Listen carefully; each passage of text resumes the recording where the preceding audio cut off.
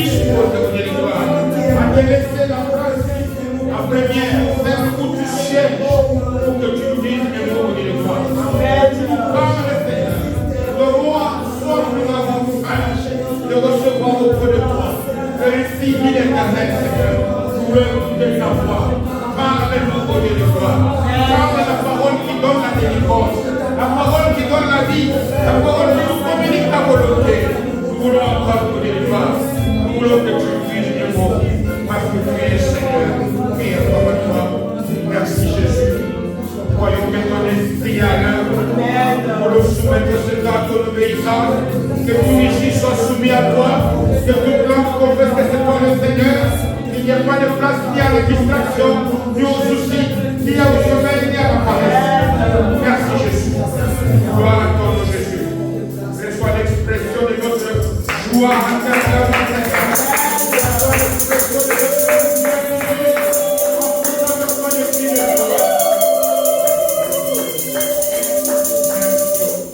Merci. Merci. Amen. Que Dieu bénisse le groupe de louanges. Amen.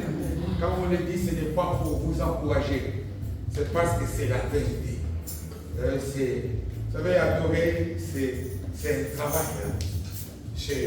Quand on voit la racine du mot adorer, sa racine, il y a un travail. Voilà pourquoi, quand on a véritablement adoré, le corps se fatigue. Amen. Que Dieu nous fasse du bien. Bonjour à nous tous et bienvenue dans la sainte présence de notre Seigneur Jésus-Christ. Nous sommes le 17 mars 2024 et notre Seigneur a encore des choses à nous dire, des paroles puissantes à nous donner parce qu'il est Dieu, parce que la vie est dans la parole de Dieu.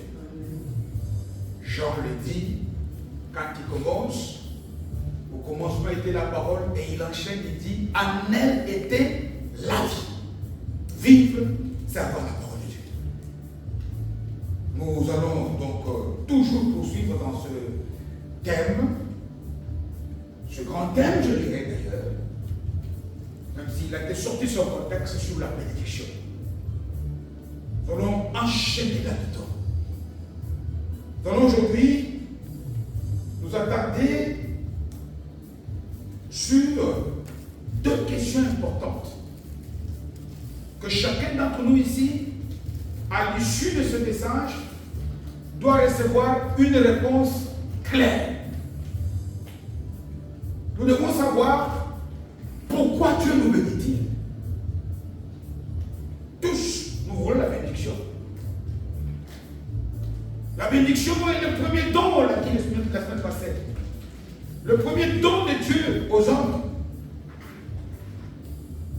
Dieu le bénit et il dit. Pourquoi Dieu nous bénit-il? Première question. La deuxième. Quelles sont les causes? Parce que quand on pose la question pourquoi, c'est que quand Dieu, on dit, le Saint Salomon dit Dieu a tout fait pourquoi? Pour un but. Savoir pourquoi, c'est connaître le but de la bénédiction qu'a Dieu nous bénit.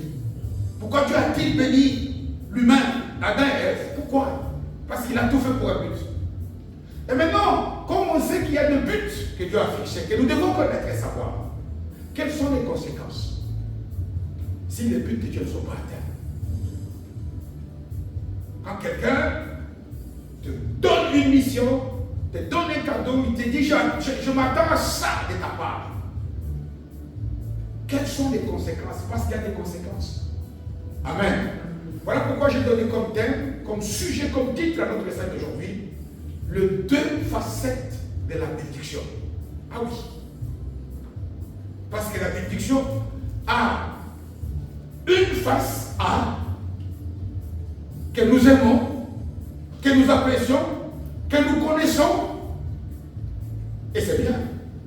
Mais attention, parce que la bénédiction a aussi une facette B. Ah, celle-là, elle est terrible. Elle est terrible, nous allons le voir. Ce n'est pas pour nous faire peur, c'est pour que nous le sachions. a tout fait en double. Tout. Il a créé le jour, il a créé quoi? La nuit. Il a créé l'homme, il a créé quoi? La femme. Il a tout créé. Mais il dit dans le livre de Deutéronome, il y a le bien, il y a le mal. Mais choisis quoi?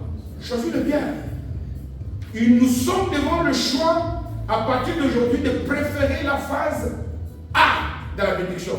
Parce que croyez-moi, la phase B est terrible et n'est pas bonne. Nous allons donc aujourd'hui lire partir de l'exemple d'une personne. Il y a beaucoup d'exemples bibliques.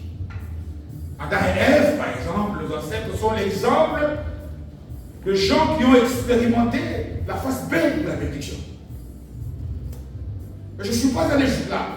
Nous allons étudier le cas d'un homme. Un homme qui a connu les deux faces. Pour que chacun d'entre nous ici, Dieu, nous puissions prendre conscience qu'être béni est bien. Et après, recevoir cette faveur de la part de Dieu, c'est bien. Mais attention, Dieu a des buts. Nous devons les atteindre. Amen. Il est écrit, Paul écrit à l'église de Corinthe, 1 Corinthiens chapitre 10e, verset 12e, je pense, il dit, tout ce qui est arrivé à ceux qui nous ont précédés doit nous servir, nous quoi? Des leçons, d'exemples, mais aussi doit nous servir de quoi? D'instruction, nous apprendre des choses. Amen. Un exemple, c'est te montrer comment quelqu'un a échoué. Mais un exemple, c'est te montrer comment quelqu'un a réussi. Mais une instruction, c'est pour te donner des bonnes leçons. La marche à suivre. Amen. Nous allons donc lire un texte dans le deuxième livre des Chroniques, un très long texte. Je voulais les résumer, l'Esprit de Dieu m'a dit non. On va les lire en entièreté. 2 Chroniques, chapitre 26e. Nous voulons expérimenter aujourd'hui quelles sont les deux facettes de la bénédiction. Quelle est la face pile de la bénédiction? Quelle est la face A de la bénédiction? Quelle est la face B? Qu'est-ce que Dieu attend de toi et de moi lorsqu'il nous bénit? Pourquoi Dieu le fait-il? Parce qu'il a tout fait pour un but. Et que deux Chroniques, c'est tout de suite après les livres des rois. On dépasse les livres les 5 livres de Moïse, Josué, Juge, et puis il y a les livres de Samuel, il y a les 2 de rois, et puis 1 Chronique, 2 Chroniques. Nous y sommes? 2 Chroniques, au 26e chapitre, et j'ai lu la parole de Dieu de Jésus à partir du 3e verset. Et nous allons tirer des leçons par rapport à la vie de cet homme qui fut le roi de Juda, qui s'est nommé Osias. J'ai la parole de Dieu à partir du 3e verset. Osias avait 16 ans, comme quelqu'un ici parmi nous. 16 ans. À 16 ans, lorsqu'il devint quoi? Roi. Quelle grâce!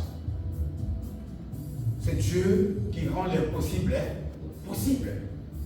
On l'a vu il y a quelques semaines, sortir un vilain berger, cadet d'une fratrie de beaucoup d'enfants, faire de lui le plus grand roi. Ici, c'est pareil. Avec Dieu ne désespère pas. Amen. Il avait 16 ans lorsqu'il devint roi et il régna 52 ans à Jérusalem. Sa mère s'appelait Jécolia de Jérusalem. Et imaginez-vous, à partir du 4e verset, on nous dit tout ce qu'il a fait quand il a vu la grâce tomber sur lui comme un cheveu dans la soupe, comme on dit. Subitement, alors qu'il ne s'y attendait pas, bien sûr qu'il était prince, mais il ne pensait pas que Dieu pouvait lui faire cette grâce. Alors il est reconnaissant. Il commence bien. Il dit quoi? Il fit ce qui est droit aux yeux de Dieu, l'Éternel. Entièrement comme avait fait son père Amathia. Qu'est-ce qu'il fit de bon donc? Il s'appliqua à rechercher Dieu pendant la vie de Zacharie, qui avait l'intelligence de vision. Et dans les temps où il rechercha Dieu, Dieu fit quoi? Le fit prospérer. Ça, c'est la bénédiction. Devenir roi, ça, c'est la grâce. La grâce, elle est gratuite. Mais je nous dis, la bénédiction est la conséquence de notre manière de vivre. Amen. La bénédiction, on la mérite parce qu'il dit dans Deutéronome, voici, si tu fais quoi? Si tu obéis. Devant le mot bénédiction, il a passé ainsi. Il s'est mis en guerre. Ça, ce sont les bénédictions qu'il a données. Quelle est la prospérité que Dieu lui a donnée? On énumère ici. Il s'est mis en guerre contre les Philistins, un peuple terrible. Et il a bâti les murs de Gath, les murs de Jabné, les murs d'Asdod, et construisit des villes dans les territoires d'Asdod et parmi les Philistins. Quand Dieu te bénit, tu deviens tout est réussi. Dieu les donne contre les Philistins, contre les Arabes qui habitaient Gurbaal et contre les Mammonites. Les Ammonites faisaient des présents aux Osias et sa renommée s'étendit jusqu'aux frontières de l'Égypte. Tu deviens célèbre quand tu es béni, quand tu obéis à ce que Dieu t'a dit. Car il devient même comment? Il devient. Sa renommée s'étendit jusqu'aux frontières de l'Égypte car il devient pas puissant, très puissant. Osias bâtit des tours à Jérusalem, sur la porte de l'angle, sur la porte de la vallée, sur l'angle, et il les fortifia. Voilà pourquoi quand Dieu donne la vie, Jésus dit, je vous donne la vie, moi je suis venu pour vous donner la vie comment? En abondance.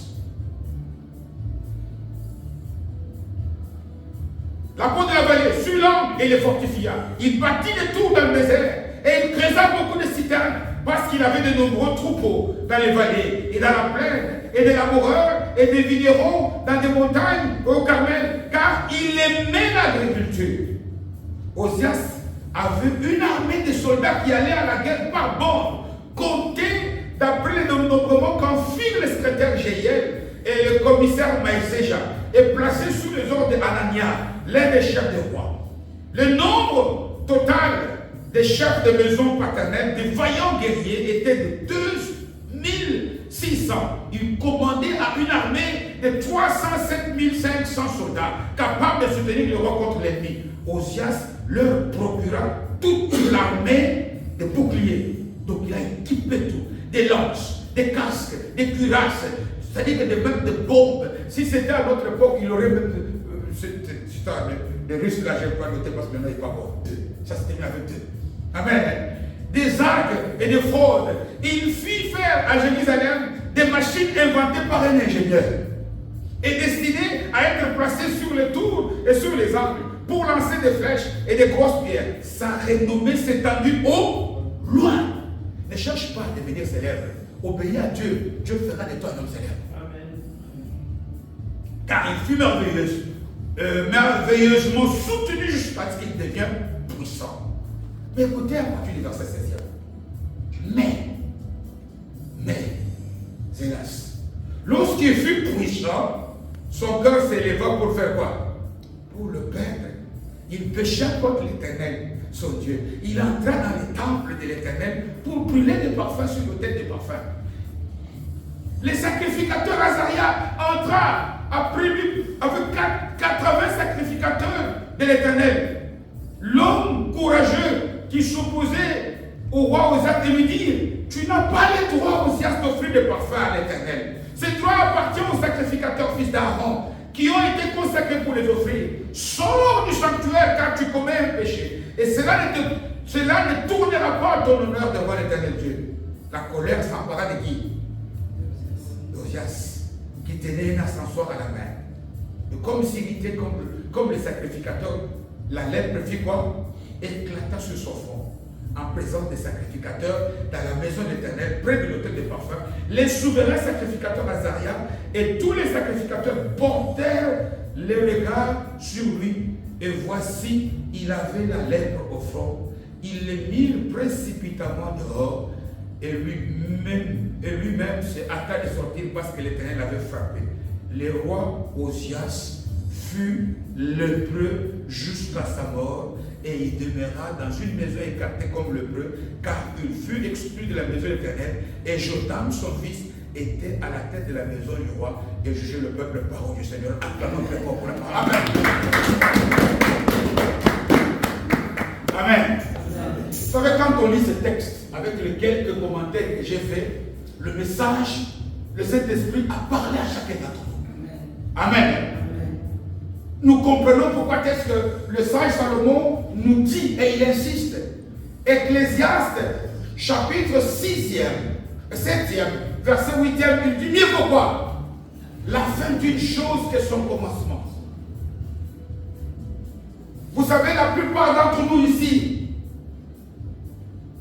quand on voit le cas de cet homme, on le plaint. Mais combien de fois, nous, moi, toi ici, dans beaucoup de domaines, nous nous comportons même pire que ça.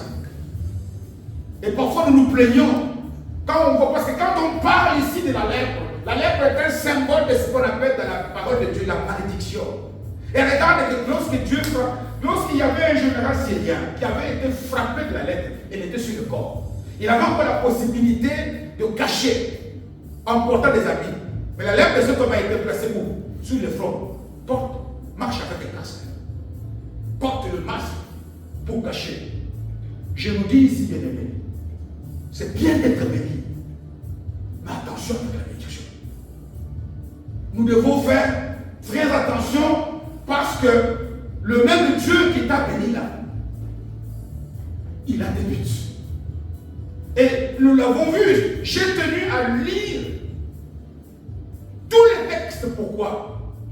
Parce que plus tu restes dans l'obéissance, Dieu peut aller avec toi jusqu'à l'infini. Il n'a pas béni cet homme une fois, mais nous avons lu ici le texte. Nous voyons que Dieu lui avait donné non seulement la vie, mais il lui avait donné la vie comment? En abondance. Quand Dieu te fait prospérer, il te fait prospérer comme même toi parfois tu te dis, mais pourquoi? Parce que Dieu exagère. Voilà le terme. Dieu n'est pas. Vous savez, j'ai suivi une prédication d'un pasteur célèbre. Il dit, il y a un frère, un bien-aimé, qui vient à l'église au moment du témoignage. J'ai un témoignage, notre Dieu est beau. Alléluia. Toute l'église, moi, qu'est-ce que Dieu est beau? Il dit, sortez, je vais vous montrer. Dieu m'a donné un véhicule. Et quand les gens sortent, ils démarrent la petite voiture. D'abord, ça arrête. Quand ça prend, c'est toute une longue fumée qui sort. Ça n'est pas ça la bénédiction. La bénédiction, ce ne sont pas des biens matériels. La bénédiction produit des biens matériels. Dieu bénit Adam et Ève et dit, voilà pourquoi si tu obéissas à quoi? À ma voix, à ce que je dis, alors tout ce que tu entreprends va réussir. J'aime bien les Congolais. Comment ils s'appellent? Vous savez, ça voudrait dire quoi? En lingala, bénédiction. Loupez pas. Voilà ce que ça voudrait dire. Quand tu as ça, tout le monde dit ce monsieur-là, il a des fétiches. Les païens, ils appellent comment? La chance. C'est pas la chance. Il y a une expression, on n'a pas beaucoup de francophones ici, en France, quand on dit à quelqu'un, tu as la baraque. On a déjà entendu ça? Parce que ça, c'est la racine hébraïque du mot. La baraque, ça dit que toi, quand les gens échouent, quand toi tu touches, ça marche. Les gens commencent à dire, mais pourquoi est-ce que toi, quand nous dis, mais j'ai essayé, mais ça ne s'ouvre pas. Toi, tu as fait, parfois tu t'attendais, oui, je fais comme ça. Mais ce n'est pas toi, c'est la bénédiction de Dieu. Amen. Quand Dieu te bénit, partout où tu touches, la bénédiction ne sont pas le bien. La bénédiction produit des biens. Quand Isaac bénit Jacob, Jacob est sorti, main vide. Mais il a reçu, si nous lisons le livre de la Genèse, je pense, le 6e verset, il a prononcé des paroles. Mais lorsque cet homme est allé, il est sorti de la maison. Quand il est revenu, il était 10 000 fois plus riche que son frère qui était resté avec le bien. Voilà pourquoi je me dis, j'insiste. Ne cherche pas que Dieu te donne une voiture. Cherche que Dieu te parle et qu'il te bénisse. Amen. Parce que tu auras non seulement une voiture, tu auras l'essence, tu auras le carburant, tu auras des voitures, tu auras des choses. Et nous le voyons ici. Dans quel domaine? C'est gamin. Qu'est-ce qu'il n'a pas eu? C'est gamin. Il a eu tout. Il a eu tout. Le texte nous montre qu'il a 16 ans. Il a 16 ans. Dieu lui fait une grâce. Et je le répète, la grâce est une faveur imméritée. La grâce de Dieu est la manifestation de l'amour de Dieu envers les hommes. Voilà pourquoi on appelle grâce de Dieu quoi? Jésus. Je le dis. Parce qu'on dit, car Dieu a tant aimé le monde qu'il a donné son Fils. Nous n'avions pas payé, nous n'avions rien donné. Mais j'insiste, lorsque Dieu te donne la grâce, il y a des choses qu'il doit te donner, des provisions pour accompagner cette faveur-là, pour que tu réussisses. Là, Dieu te bénit. Dieu te bénit lorsque tu marches selon ses instructions, lorsque tu es obéissant, lorsque tu obéis à la voix de Dieu, tout ce dont toi tu as besoin vient automatiquement. Tu touches, tu vas à l'école, tu dis mais oh mais c'est professeur, mais il est naïf. Comment il peut nous poser la question la plus facile? Non, c'est la bénédiction de Dieu qui a fait que de cette bénédiction, toi tu ne dois poser à ces étudiants que cette question-là. Mais toi tu dis chance, toi tu dis c'est mon étoile, toi tu dis j'ai reçu le loup-en-bas. Non, c'est la bénédiction. Dieu t'a béni. Amen. Travaillons, voilà pourquoi des messages comme ça sont dangereux, parce qu'ils peuvent vous pousser à avoir la peur. Non, préférons la bénédiction. Pourquoi? Parce qu'on dit la bénédiction de Dieu a enrichi. Et elle n'est suivie d'aucun chagrin. Il l'a fait suite d'aucun chagrin. Le problème, c'est que pourquoi veux-tu alors aller à l'encontre? Comme ces jeunes adolescents, 16 ans, comme quelqu'un ici parmi nous, 16 ans accomplis, Dieu le propulse sur le trône de Juda à Jérusalem. Il est roi. Et quel début leur lui? Il est tout feu, tout flamme. On dit qu'il était droit. Quand on parle de la droiture, c'est quoi être droit? Dieu le dit aussi notamment pour Job. Il dit, Job, quand il vante Job devant le diable, le Satan, il dit, t'as vu mon serviteur Job? Il est droit. Il dit, Dieu aime beaucoup la droiture. La droiture, c'est le fait de préférer le bien et la justice. Ça doit être notre principe. Il m'a fait du mal. C'est vrai. Ça a blessé mon cœur. Je lui pardonne. Ça, c'est la droiture. Ça, c'est Dieu attend de toi ça. Je lui pardonne quand même.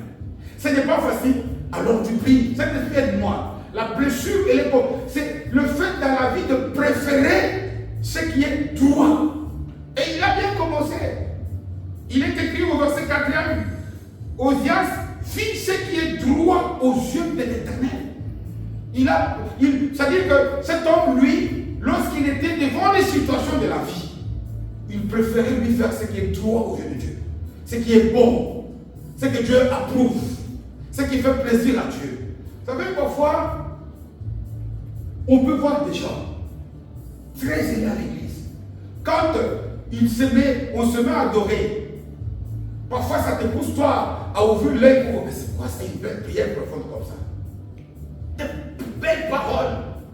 Mais voir cette personne-là après le culte, c'est un diable en personne. Oui, prier comme ça c'est bien. Mais où sont les œuvres? Parce que nous ne sommes pas sauvés par les œuvres. Mais Jacques dit une foi sans œuvre est une foi comment? Morte qui n'agit pas. Parce que je nous ai dit, quand on parle de l'obéissance, l'obéissance c'est ça qu'on appelle la vie de foi. Une vie où tu préfères la droiture, c'est ça la foi. Quand Dieu dit, nous devons avoir la foi pour être agréable, c'est nous sommes obéissants à quoi? C'est ce qu'il dit. La foi c'est faire confiance dans la foi de Dieu, dans les paroles que Dieu lui donne. C'est ça la foi. C'est être obéissant. Quand tu agis avec droiture, il ne s'est pas limité là à la droiture. Il a même, on dit que au verset 5e, il s'appliqua à rechercher Dieu. Savez-vous ce que ça voudrait dire rechercher Dieu? Chercher la communion avec Dieu. C'était un homme de prière, un homme de culte. C'était un homme de tous les sacrifices de jeûne. Un homme qui était à la recherche de la communion permanente avec Dieu. Ça, c'est au début. Mais quelle est la fin? On nous dit même qu'il a fait le tri de son entourage. Il est allé chercher dans son entourage, on cite un certain Zacharie, dont on dit qu'il avait l'intelligence des visions de Dieu. Attention à qui est autour de toi. Hein? Nous avons reçu un témoignage de quelqu'un ici qui a fait peur. Hein? La descente qu'il y a eu dans leur école parce qu'on soupçonnait des mauvais trafics. La police est descendue avec des chiens renifleurs. Mais imagine, je sais que je lui ai dit, imagine-toi à ce moment-là, tu es à côté de quelqu'un qui est un mauvais ami, qui t'a vu glisser ses histoires dans la poche sans que tu les saches. Ta vie peut se gâcher. Hein? Nous devons savoir avec qui nous faisons quoi? Nous marchons. Amen. Même dans notre entourage, quelqu'un de Dieu, ce n'est pas quelqu'un qui veut l'argent. C'est quelqu'un qui ne peut pas te pousser à faire le mal. Amen. Même s'il est pauvre, il est riche pour toi. Parce qu'il t'enrichit, il est quelqu'un qui est là, te pousser à critiquer. Je nous ai déjà dit qu'il y a parfois quelqu'un, c'est impossible quand tu es à côté de cette personne-là que tu ne pêches pas. Quelqu'un comme ça, je me dis, si Jésus sur le retour te surprend avec cet homme-là, tu l'as à faire. Parce que tu te pousses soit à critiquer quelqu'un, même si tu ne critiques pas, il va tout faire pour te pousser à dire même un mot. Surtout quand tu fais la tête comme ça, il veut que tu parles. Non, choisis à être à côté des Zacharie. Les gens qui ont la vision qui vient de qui? De Dieu. Les gens qui te poussent à bien agir. Et nous avons lu ici, dans tous les textes, nous avons vu comment est-ce que Dieu l'a fait prospérer. Il a reçu, il a été nulle part. On nous dit qu'il a dit, mon Dieu, il y a des ennemis, les Philistins, les Égyptiens, les Arabes. Mon Dieu, j'ai envie d'être célèbre. Non, il a fait ce qui était bien aux yeux de Dieu. Mais nous avons lu la liste. Dieu l'a rendu prospère à tous égards. Il est devenu tout puissant. Il a été célèbre, connu dans le monde entier. Il a tous les ennemis d'Israël, les Arabes, les Égyptiens, les Ammonites, tous les noms bizarres là, il les a comment? Il les a vaincus. À l'époque, il a même construit des villes. Il a fait un royaume parce qu'à l'époque de ces rois, il y avait eu une scission, une division. Et le territoire d'Israël était divisé en deux royaumes. Il y en avait un qui s'appelait Juda, lui il était de Juda, qui avait pour capitale Jérusalem, et il y avait l'autre qui s'appelait la Samarie. Et la Samarie ici était pauvre. Mais quand Dieu a élevé cet homme, parce que cet homme était obéissant à la voix de Dieu, on nous dit que Dieu a fait de ce royaume, il l'a placé à côté de des ingénieurs. Tu verras comme si, mais qu'est-ce qui fait que pour toi les choses marchent comme ça? Travaillons, je nous dis la vérité. C'est difficile de pardonner quelqu'un qui t'a fait du mal. Amen. Hein? Mais si tu le fais, Dieu va te bénir. C'est pas moi qui l'ai dit, c'est la parole qui l'ai dit. Et puis si tu n'as pas la force, on nous dit dans la parole de Dieu, dans le psaume, avec Dieu on fera quoi? Si toi tu ne sais pas y arriver, quand tu pries, tu dis Saint-Esprit, aide-moi. Je veux marcher avec toi. Je veux aller avec toi. Fais-moi arriver là où je ne peux pas. Sois obéissant à la parole. Fais ce qui est bien aux yeux de Dieu. Cherche que la grâce de Dieu te fasse beaucoup de bien et que Dieu te visite. Et nous remarquons que Dieu a fait prospérer cet homme. Et quand Dieu le fait prospérer, voilà comment nous sommes, nous les humains. Voilà comment Dieu nous fait regarder aujourd'hui qu'est-ce que j'ai fait ici. Je prêche sur ce que Dieu a fait dans la vie de cet homme. Imaginez-vous si la vie de cet homme ne s'était arrêtée qu'à ce verset 15e. Qu'est-ce que le monde dirait de Pierre? Je nous dis ici, je dis, nous allons tenter de connaître deux réponses à la réponse, savoir pourquoi Dieu nous bénit. Amen. Pourquoi, quand Dieu te bénit, Tu as même la guérison. Dieu ne te donne pas la guérison d'abord pour toi. Nous sommes des bénéficiaires indirects. Dieu, tout ce que Dieu a fait, il a fait pour la gloire de qui? C'est Dieu lui-même. Le premier à profiter, Dieu doit être fier de toi. Il dit, j'avais raison de porter la guérison. Dieu nous bénit d'abord pour lui-même, pour sa gloire. Amen. Parce qu'imagine-toi, quand Dieu est fier, quand quelqu'un t'a fait du bien, tu profites de ces biens-là. En retour, tu deviens comment? Reconnaissant dans ces biens-là. Parce que Dieu aime que nous puissions nous offrir les quoi? L'autre gratitude, les actions de grâce. Quand Dieu te fait du bien, c'est pour sa gloire. Mais il s'attend que tu puisses lui montrer ta reconnaissance qu'il t'a fait du bien. Si tu ne lui montres pas cette reconnaissance, j'utilise un peu un terme, même j'avais pas un autre, c'est comme si tu rendais Dieu triste. Amen. C'est comme si, regardez parfois comment, quand on a prié pour l'histoire, je voudrais avoir, on a fait du travail, on a donné, Dieu m'a donné une parole, et lorsque j'ai postulé, la parole a commencé à produire les biens, la santé, produire des tas de choses, au-delà même de ce que j'ai demandé à Dieu. Dieu le fait parce que Dieu veut qu'en tout instant, en toutes circonstances, rendre grâce à qui? À Dieu. Même si à ce moment-là, présentement, l'argent te fait mal. Mais Dieu merci, parce que celle-ci fait mal, mais l'autre ne fait pas mal. Soyons reconnaissants en tout instant. Soyons reconnaissants en toutes circonstances. Rendons la gloire à Dieu. Ça, c'est la première raison. Amen. La première raison, c'est que Dieu fait des choses pour lui-même. La seconde raison, c'est quoi? Pour que ça puisse nous servir, nous puissions être des témoignages au monde. T'as vu comment Dieu est bon? Viens toi aussi. C'est des arguments qui nous donnent pour faciliter à gagner des âmes qui ne sont pas à côté de Jésus. Regarde aujourd'hui, Dieu nous fait du bien, mais nous sommes, nous, dans notre témoignage, c'est comme si c'est nous qui aimions des gens à venir à Jésus. La bénédiction de Dieu n'est là que pour que tu deviennes un témoin de Christ. Amen. Le sel de la terre. La lumière du monde, une ville bâtie sur la montagne. Ce n'est pas tout simplement pour qu'on vienne au culte. Je dis ça, je le redis, je répète beaucoup. Parfois nous venons au culte, c'est très bien. Mais Jean le Baptiste a chassé des Juifs qui venaient pour le baptême. Montrez par vos œuvres, par votre comportement, que le baptême que vous recevez là, vous avez compris son sens. Amen. Mais parce que si, en venant au culte, en prêchant comme je l'ai fait, en faisant tomber même des gens, d'accord, et après, qu'est-ce que Dieu gagne dans tout ça? Quel est le gain du royaume dans tout ça? Nous sommes, Jésus nous dit, tel que le Père m'a envoyé, moi j'ai fait quoi? Quelle a été la mission de Jésus? Le Père l'a envoyé pour quoi? Pour sauver l'humanité, n'est-ce pas? Mais quand il nous a confié la même mission, c'est pour que nous aussi on fasse quoi? Mais qu'on gagne, qu'on perpétue la mission de Jésus, à ce que ceux qui ne le connaissent pas puissent se reconnaître. Ceux qui ont été perdus puissent être retrouvés. Les âmes sont perdues parce que l'Église ne fait pas sa tâche. Il y a peu de témoins.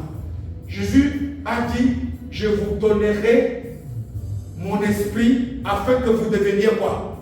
Mais témoins. Il n'a pas dit, même parfois nous maintenant on cherche que tu donnes l'onction pour que je puisse faire des miracles. Ce n'était pas ça. Même si avec l'onction on peut faire des miracles. Mais il a dit que les miracles là soient un témoignage de Jésus. Nous devons être de là témoins. Ceux-là qui témoignent. Regardez, très souvent, c'est ça parfois qui, je m'exprime avec des termes un peu humains comme ça, parfois qui freinent Dieu alors qu'il peut avancer, aller au loin. Dieu freine. Parce que lorsque nous sommes bénis, c'est comme si la bénédiction de Dieu nous rend fous. On attrape ce qu'on appelle en français l'ivresse du lait. Est-ce que nous savons que le lait, l'abondance du lait arrive aussi? Il y a une expression en français qui dit il a attrapé l'ivresse du lait. On le voit souvent avec beaucoup de politiciens. Amen.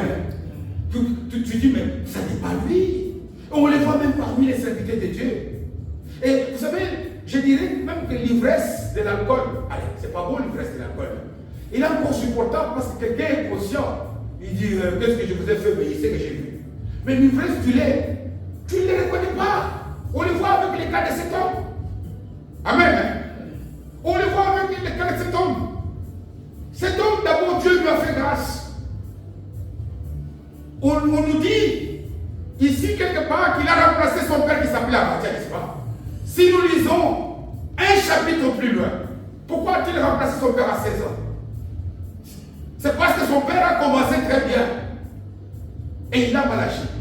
Dieu lui a dit, quitte. Et il a dit, comment des petits peuvent voir que les mêmes causes font les mêmes effets? Combien parfois, bien aimés, nous répétons les mêmes fautes, alors que Dieu nous a placés devant des gens pour nous montrer, attention, là où tu mets les doigts là, tu finiras par te blesser. On continue, et puis quand ça ne peut plus, Dieu, pourquoi tu m'as laissé? Amen. Mon Dieu, nous voulons que Dieu fasse quoi? Dieu nous coupe les doigts. Dieu nous donne toujours la possibilité, il nous avertit. Il nous dit, ne suis pas ces chemins-là. Voilà pourquoi il dit, soyez attentifs à ma voix. Si tu veux faire quelque chose que Dieu n'aime pas, il va d'une manière ou d'une autre. Si tu sais interpréter son langage, te montrer que j'aime pas ces voix-là. Voilà pourquoi quand Dieu ferme une porte, ne cherche pas d'ouvrir. Amen. Quand Dieu, tu veux faire quelque chose, tu vois que Dieu te freine, n'avance pas. Va dans les sens de Dieu. Pourquoi? Parce que nous ne sommes pas plus sages et plus intelligents que Dieu. Cet homme, Dieu lui a donné cette grâce de succéder au trône à son père parce qu'il a commencé bien à bien agir et il s'est laissé influencer par des voisins et il a commis une gaffe. Non seulement ça, lui, qu'est-ce qu'il a poussé aussi à ce qu'il puisse aussi trébucher comme ça? C'est pourquoi? C'est qu'il est devenu orgueilleux. Savez-vous que dans la Bible, on dit l'orgueil péché quoi? Et surtout, la dangerosité du défaut de l'orgueil. C'est ça qu'on appelle même d'ailleurs, ce que j'ai donné comme expression, l'ivresse du lait. L'ivresse de l'alcool, on le voit. Mais l'ivresse du lait, tu devais orgueilleux, mais tu ne le sais pas.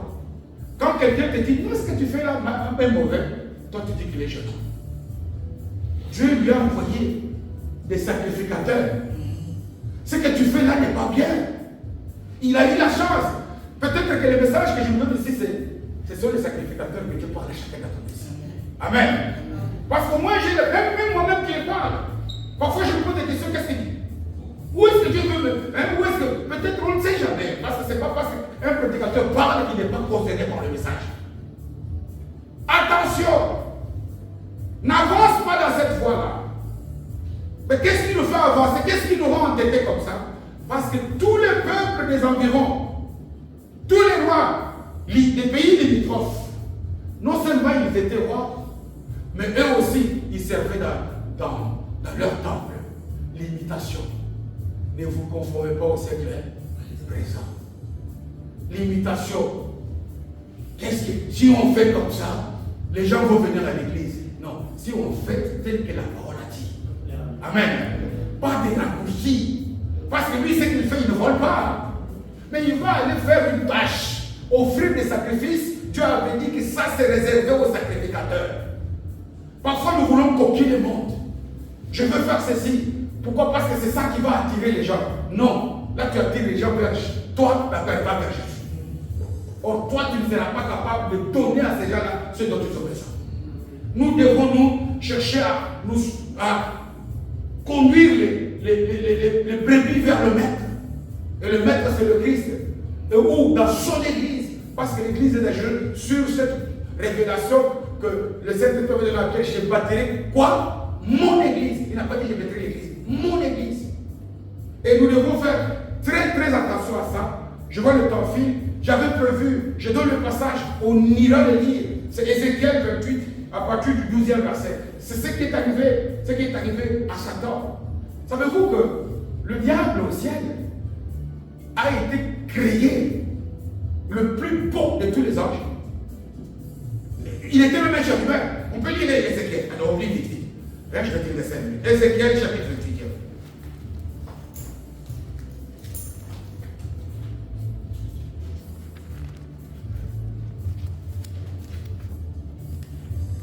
Ézéchiel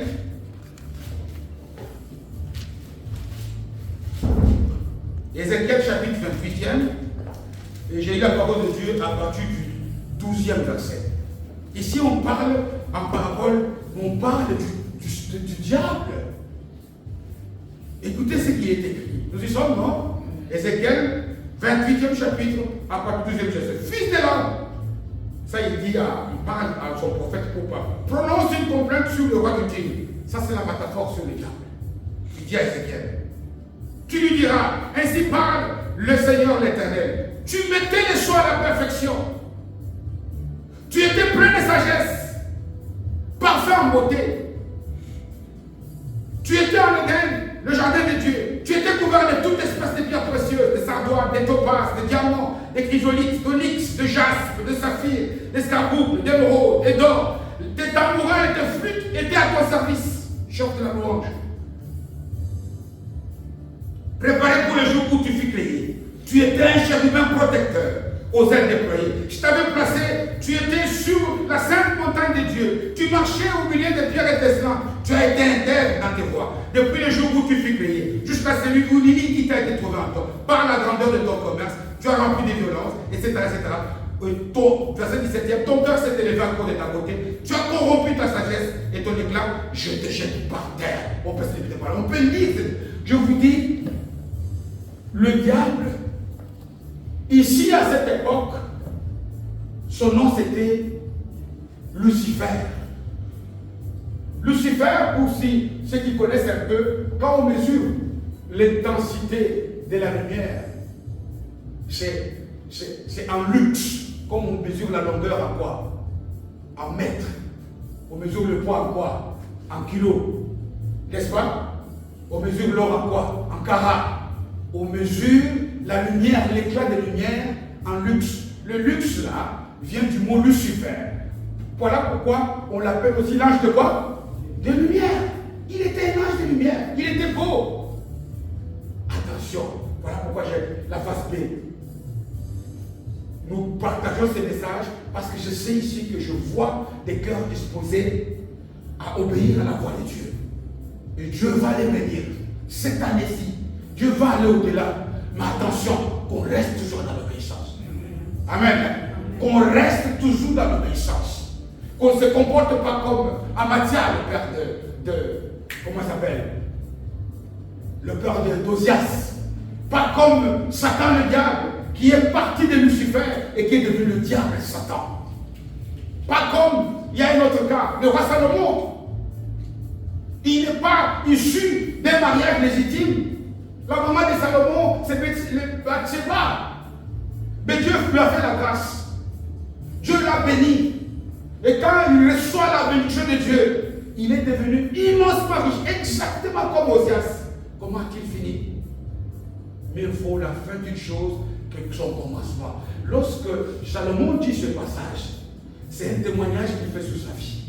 Parce que le livre d'Ecclésiaste, il a reçu la révélation quand il a vu sa déchéance. Amen. Parce que Dieu va te bénir. Tu es compte de ça. Tu es compte qu'il le fait pour que tu sois reconnaissant. Et il le fait parce que tu dois lui servir de témoin au monde. Amen. Parce que, vous voyez dans le texte, qui finit mal, on dit que lorsque Dieu l'a délaissé, automatiquement il a pris son fils. Jotam qui l'a remplacé à la place. Parce que personne n'est irremplaçable au sein de l'Église. Amen. Les pierres sont parties, l'Église tourne toujours. Paul est parti, l'Église tient toujours. Si moi je pars, parce que je crois que je suis impassable, Dieu trouvera toujours des Jotam. Personne n'est irremplaçable. La bénédiction, quand Dieu te la donne, garde-la jalousement. Parce que lorsque tu la gardes, tu vas aller avec Dieu jusqu'à l'infini. Dieu est capable de surmultiplier. Il te rend richissime et dans tous les domaines. Mais que l'ivresse du lait ne nous arrive pas. Restons toujours petits. Rester petit, c'est quoi? Rester quoi? Amen. La plupart des gens ont toujours pensé que être humble est une faiblesse. Non. Ce n'est pas une faiblesse, c'est une qualité. Parce qu'on dit que l'humilité précède quoi? la gloire. Mais ce n'est pas la gloire d'un homme, c'est la gloire de Dieu. On dit, lorsque tu te fais petit devant les hommes, Dieu te fera grand. Tu dois te faire grand devant Dieu, petit devant les hommes. Pourquoi? Parce que les hommes sont là pour nous pousser à ce que nous puissions. On commence souvent bien. Je reste persuadé que beaucoup de choses vont changer, non seulement dans chacune des vies individuelles ici. Et je l'ai dit avec foi. Et bien ça va changer dans beaucoup de familles ici. Ça va changer au sein de l'église. Mais lorsque cela va commencer à devenir réalité, laissons toujours Dieu ouvrir son robinet grandement. Qu'on ne puisse pas arrêter parce que nous allons le regretter, parce que la face B de Dieu est terrible. De la main de Dieu, elle est terrible. Voilà pourquoi pour terminer le message, je proclame cette parole que l'apôtre Paul a dit pardon au peuple de Corinthe. Attention à toi qui es debout. De ne pas faire quoi? De ne pas tomber. Que l'ivresse de l'air, que l'abondance, parfois ce que Dieu va nous donner maintenant, ce ne sont que des prémices. Mais nous devons chercher à aller loin avec Jésus. Amen. Avec Dieu, nous ferons des exploits. Parce qu'il va écraser quoi? Nos ennemis. Nos ennemis, là, il n'y a pas que des hommes. Tout ce qui nous empêche de prospérer. Là où les larmes vont couler. Que Dieu te fasse du bien. Dans de ces paroles. Que Dieu te bénisse abondamment. Que la bénédiction de Dieu puisse produire des fruits. Et que tu puisses lui servir des témoins. Et qu'un jour, les gens puissent dire, le Dieu qui était le Dieu de Jacob, il est devenu le Dieu de telle sœur et de tel frère. Que Dieu vous bénisse.